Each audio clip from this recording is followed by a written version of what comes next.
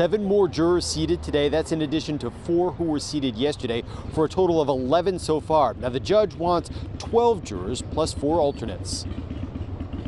Karen Reed left the courthouse after another long day of trying to find a jury for her second-degree murder trial. It's about what we expected. Yeah. Be done maybe tomorrow? No way of knowing.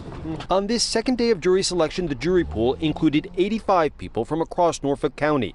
When the judge asked if they'd heard about the case, 58 of them raised their hands. And when asked if they'd already formed an opinion about Reed's guilt or innocence, 24 indicated they had. Were you one of those people that heard about it? No, I hadn't heard about it. Tony Pardo says he was relieved to be excused from what's expected to be a nearly 8-week trial.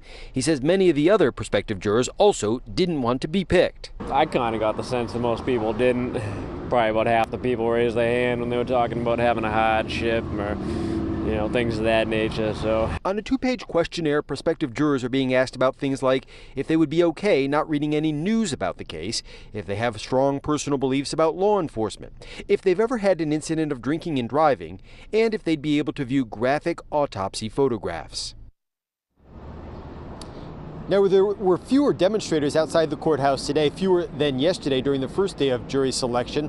A judge on the state's highest court has upheld a 200-foot buffer zone around the courthouse where demonstrations are banned, but the protesters have asked the full court to weigh in on the issue.